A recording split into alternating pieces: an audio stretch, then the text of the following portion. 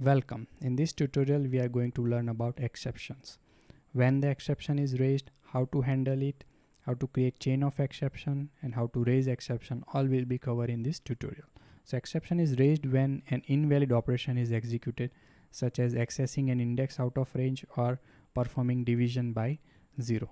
And if it is not handled properly, your program will terminate unexpectedly, displaying an error message.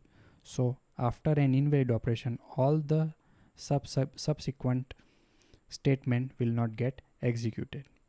So first we will see what are the built-in exceptions in Python, their class hierarchy, and then we will see how to handle them. This is the exception class hierarchy. The base exception class is parent class of all the exception classes.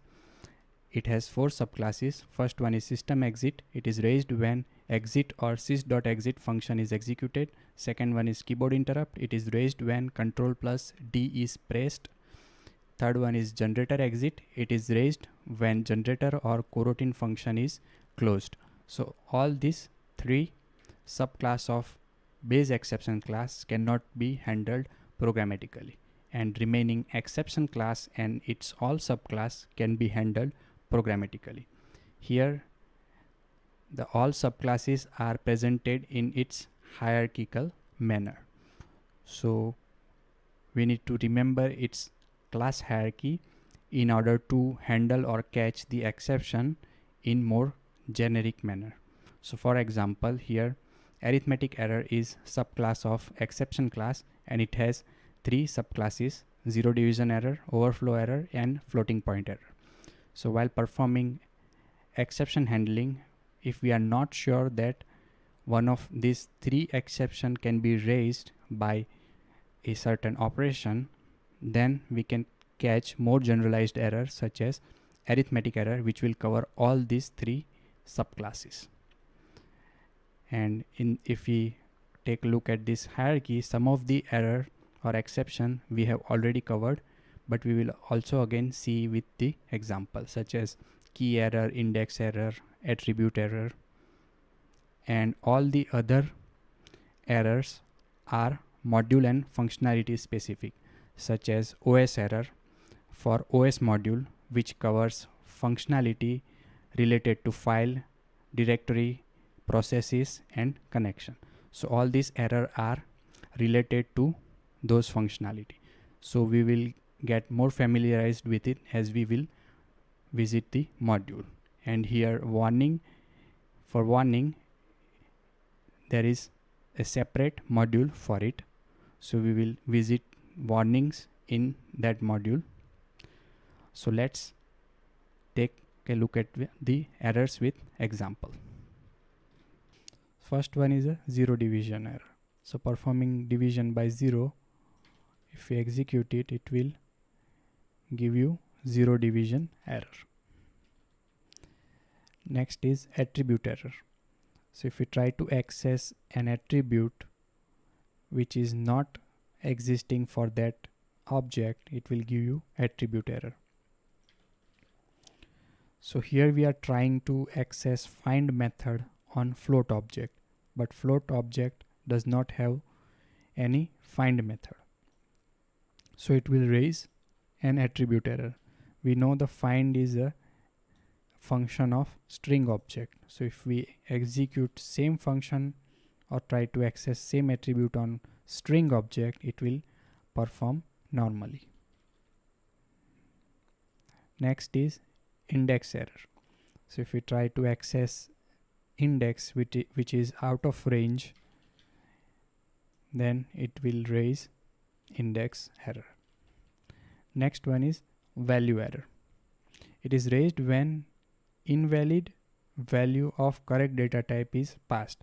So here we are trying to find an index of an object, capital C here, but that object is not valid value because it does not exist in the given iterable, but it is of correct type. Here we are also providing the same type of data, string, although it is an invalid value. So it will raise value error, saying that given string object is not in the list. Next one is key error. It is raised when the given key is not found in dictionary. So here we are trying to access non-existing key.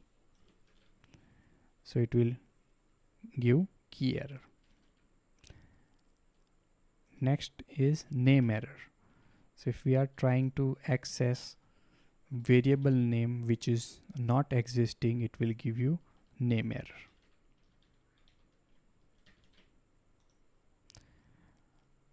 Now we will see how to deal with the exception.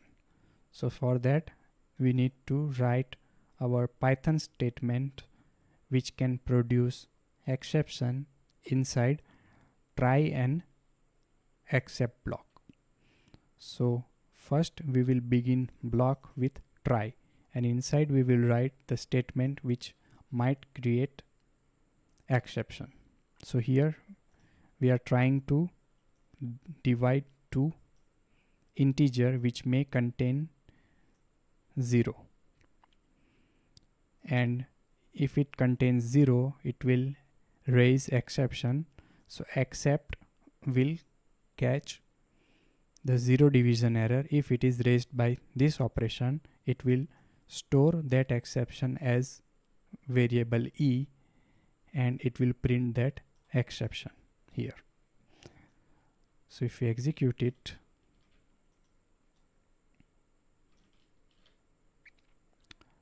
as you can see here, it is raising that zero division error, and inside it, it is printing that zero division error. As we are handling this error inside try and except block, the statement after the exception block is getting executed.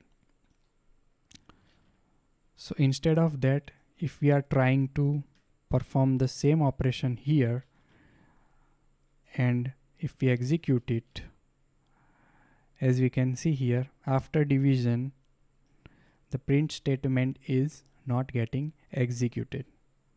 It is only printing exception message and exiting the execution.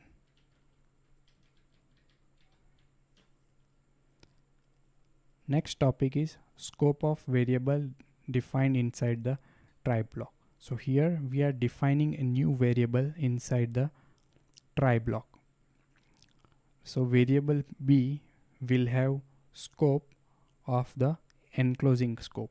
So here the try block is defined at the module level. So we know that the variable defined at the module level becomes the global variable.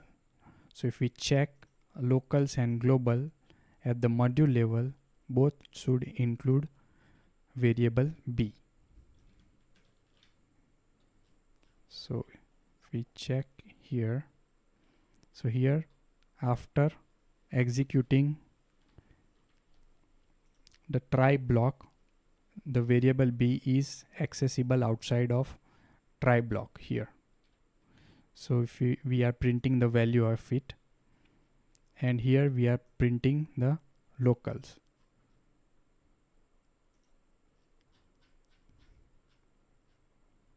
So here we can see variable b inside local, and in global there is b also.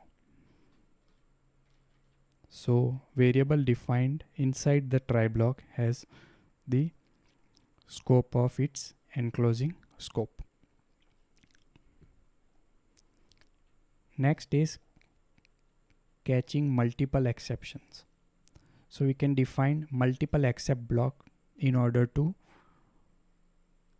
handle multiple exceptions. So here we are performing an operation, division operation, on indexed list.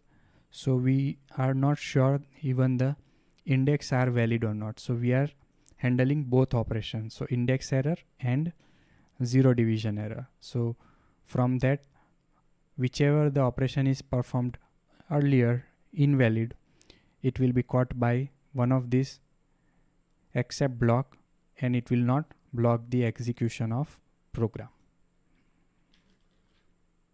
So first it will try to divide by 0, so it is raising zero division error, which is handled by this except block.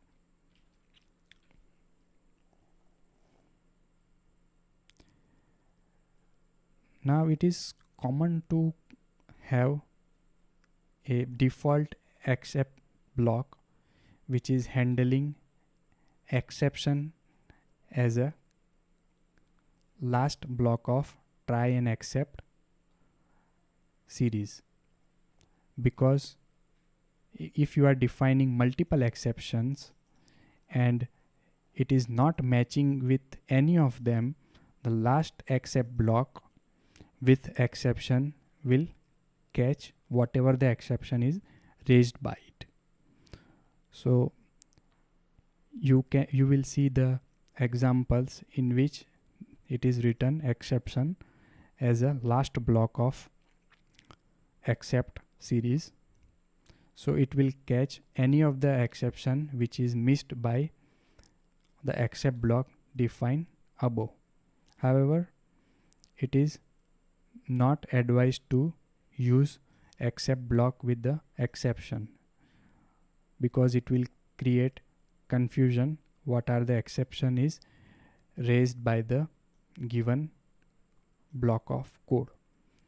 So you must define and handle certain type of exception when you are programming. So here if we execute it, it is raising zero division error, which is matched by the first except block, so it is giving that error. And if you are defining multiple exception, their order in the hierarchy must be in increasing manner. So you cannot define first except block as an exception as E and then define subclass of it. First you need to define subclasses of, which means the error or the classes which are at the lowest level, then you can go upward level. So if we see the hierarchy, first we can handle zero division error, then we can go for the arithmetic error, and then we can go for the exception.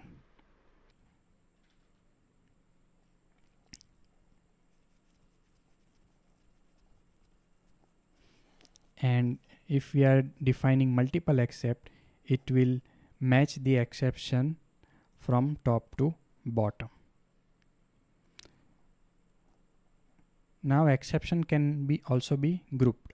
So here we are defining inside the brackets, we are defining multiple exceptions. So it is same as defining exception in series such as this. So this can be unfold as first defining except with zero division error, then index error, then arithmetic error. So same way it will try to match from beginning to the end, but they are grouped in a single statement. So first is matched here because it is divided by 0, so it will raise zero division error instead of arithmetic error, because the zero division error is also subclass of arithmetic error. If it is not defined here, it would have matched with the arithmetic error.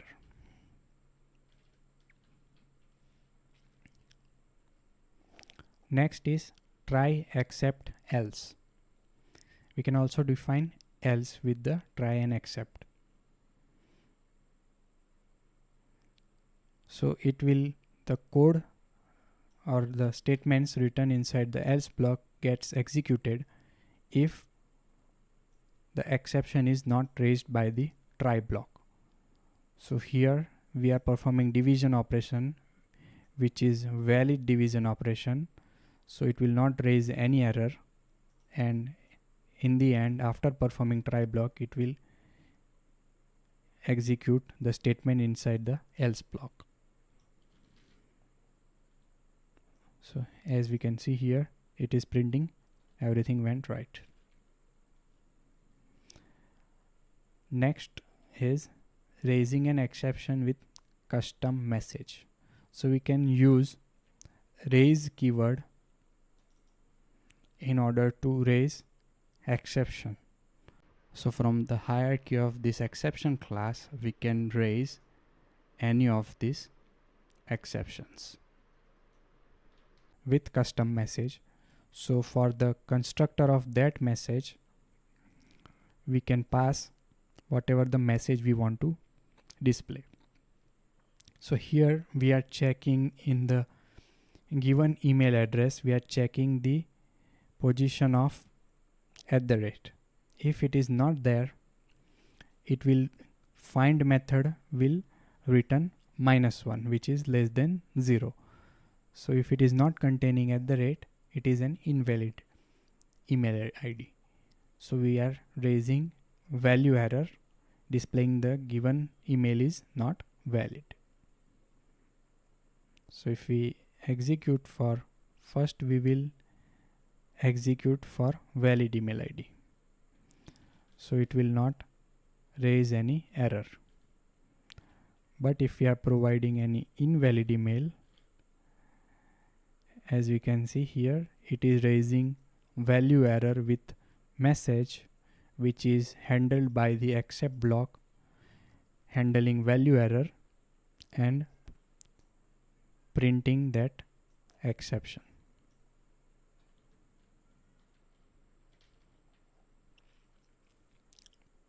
Next is finally.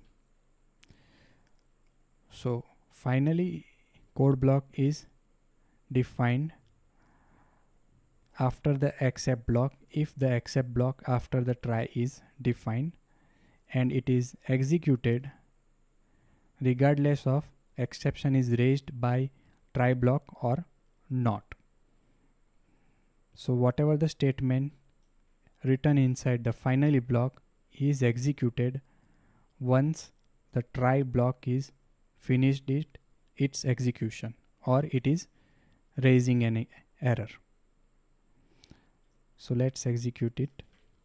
Here we are not raising any exception, so it will execute all the try block statements, and after the finishing try block it will execute the statement inside of finally block. Now if the try block is raising error or exception, it will not execute remaining statement, and except block will catch that error, and finally block is defined. So finally will execute it no matter it is handled or not.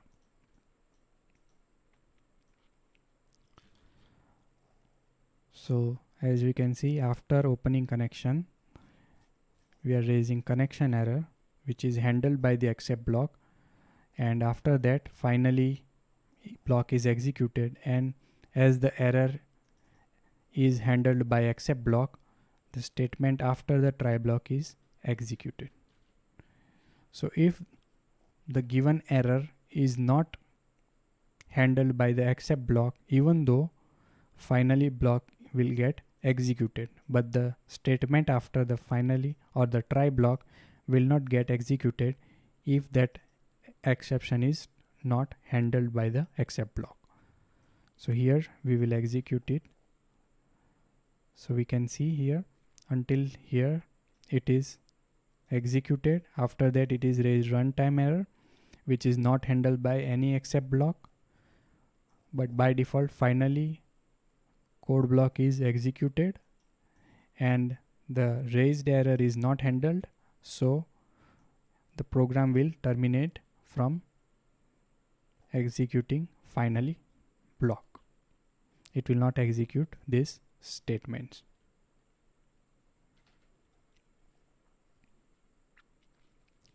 Next is finally with return statement.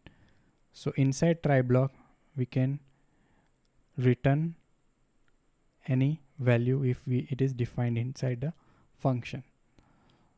So even with the return statement inside the try block or the except block, regardless of return statement, it will execute the finally block.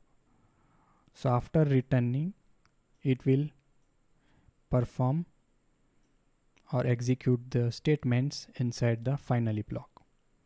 So let's execute it. Here we are appending whatever the email address passed to the function to the logs list inside the finally block, and we are printing the logging message. So here we are executing function 2 times. So as we can see, even for the valid email and for invalid email for which exception is raised, both finally is executed and it is logging the given email ID.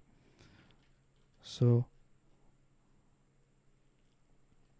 if we print only logs, it contains both the email ID for which we have executed the function.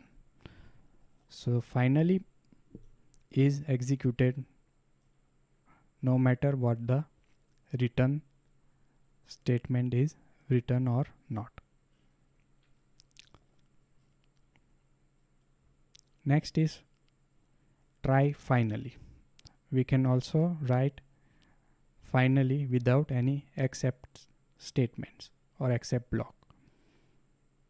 So whatever the function outcome of the codes inside the try block, whether it is raising exception or not, finally block will get executed.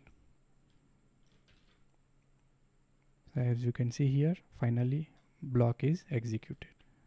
And as we are not raising any error, statement afterwards continues its execution. But if the exception is raised in try block, the statements after finally will not get executed because the exception is not handled. As we can see here, after the finally, it will give you error message and it will not execute statement after the try block. Next topic is try, except, else, finally. All together are combined. So if we are using all together, the order must be in this way. First it should come try, then except, else, and last finally. So here it will try to execute the code defined inside the try block. If it is raising error, it will be handled by the except block if matching exception is there. If no exception is raised, else block get executed, and lastly finally code block is executed no matter exception is raised or not. So this is the execution sequence.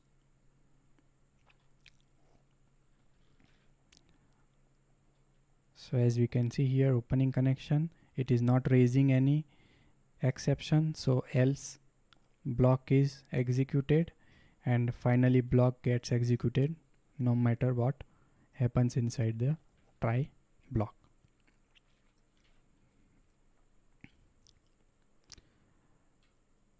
Next topic is scope of exception variable defined in the except block. So here we are catching the exception inside the except block, and we are defining it as a variable e.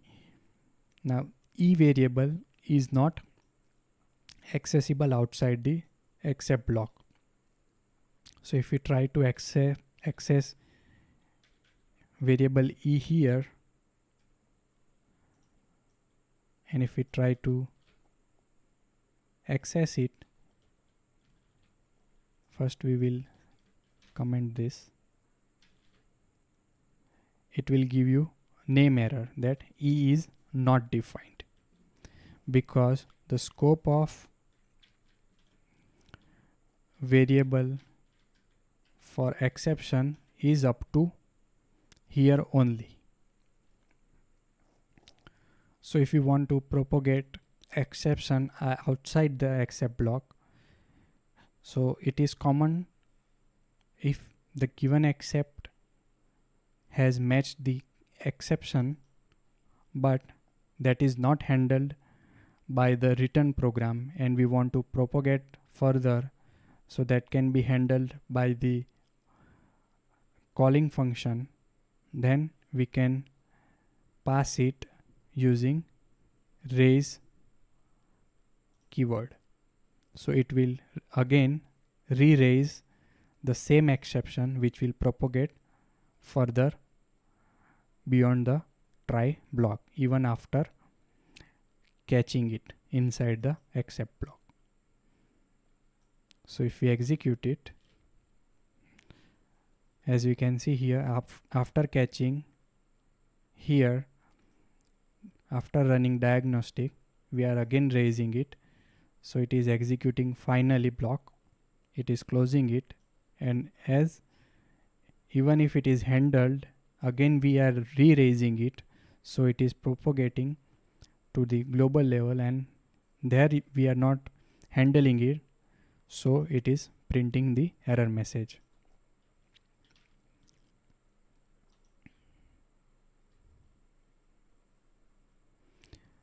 Now we can also raise different error message from the except block.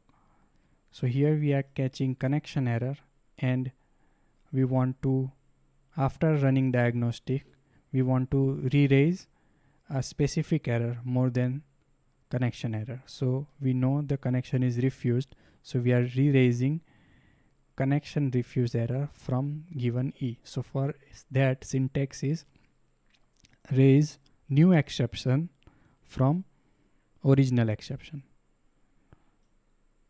So if we do that, it will raise a new exception, and if it is not handled, it will print traceback for both exception, because we are again raising new exception from this, so it will create chain of exception. So it is printing chain of exception here. So first one is connection error is raised, and when handling it, we are raising again connection refused error. So we can re-raise exception in two ways, using raise, and second one is raise new exception from me. Using syntax this, raise from is advisable.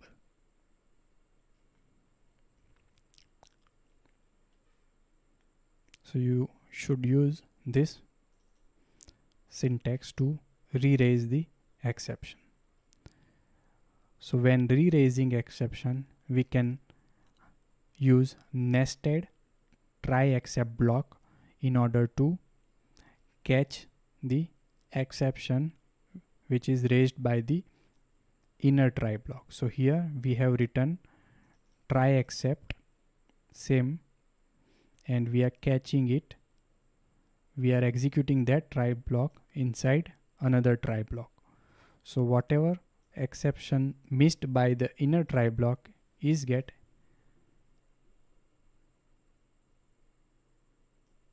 catch by the outer try block.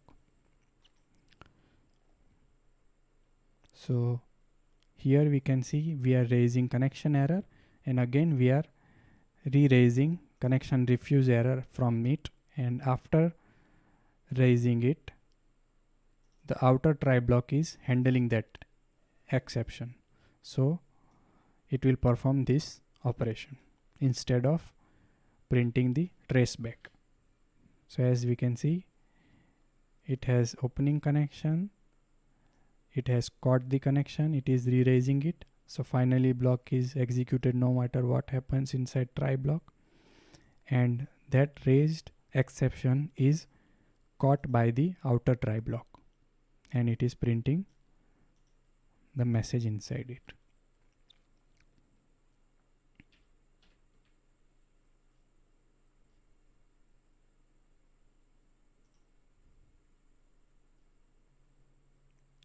So nested try blocks are common when you are performing an operation in finally block which may raise an error. So here we are dealing with connection, and in finally block we are checking that whether the connection is closed or still open. Okay, so in that case we know that when trying to close connection it may raise an error. So we write a nested try block in order to catch the exception which can be raised during the execution of finally block. So which will make your program robust if you are writing nested try block.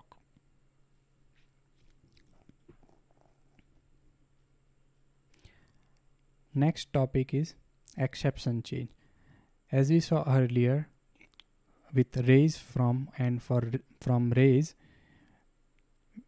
the exception traceback was printed for both the exception for which we have re-raised the exception. So what exactly happens when we create the chain of exception or we re-raise the exception? So when we are re-raising exception with raise or raise from, these three attributes are set. First one is context.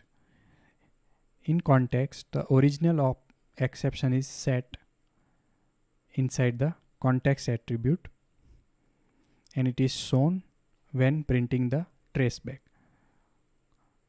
Cause is also having the original exception set when using the syntax raise from. So it is not set when the raise is only raise is used, and suppress context is set to true if the exception is raised using raise from. Now how it is behave and how exactly is used, we will see it with example. Okay, so let's check with the first example. So here we are using raise syntax. Again we are re-raising the exception with the new exception. So first it is raising attribute error, and again we are re-raising with invalid access with custom message, and we will print three attributes of the given exception. So here we are defining custom exception invalid access. So here we are creating subclass of a invalid exception error, and we are not defining anything. We will see exception subclassing in more detail in object oriented programming session. So for now this basic information is sufficient. So here we can see if we are raising it using raise keyword, the cause is set to none. So cause is not set. Context is set to the original error from which new error is raised, and suppressed context is false. So it is printing chained exception here. But sometimes when we want to raise a new exception out of old exception after diagnosis in the except block, suppose we are running diagnosis and we know the specific error, we don't want to raise an original error, then we can use raise from. Okay, and it contains suppress context attribute set to the true, so we can suppress the original exception. So here we are using the raise from syntax, okay, which will set the suppress context to true instead of false.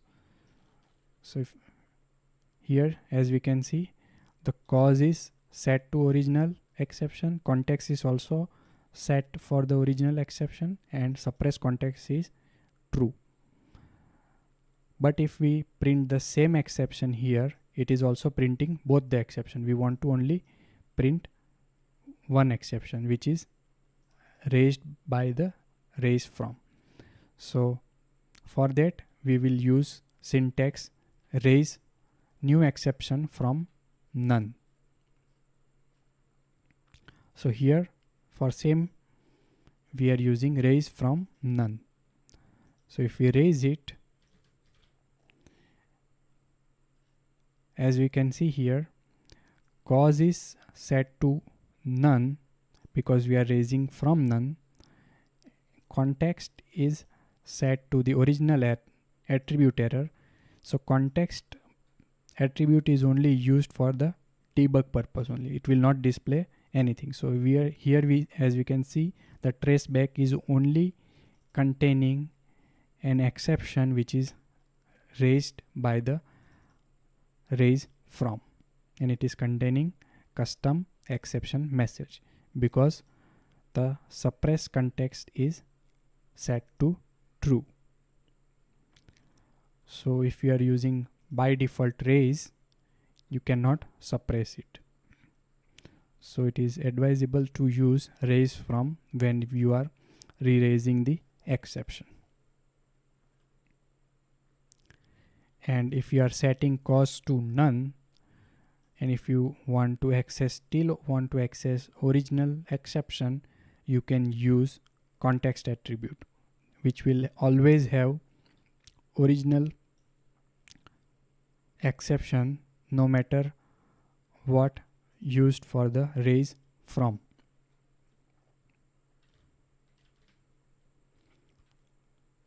So for more detail on exception, we will continue in the object oriented programming section.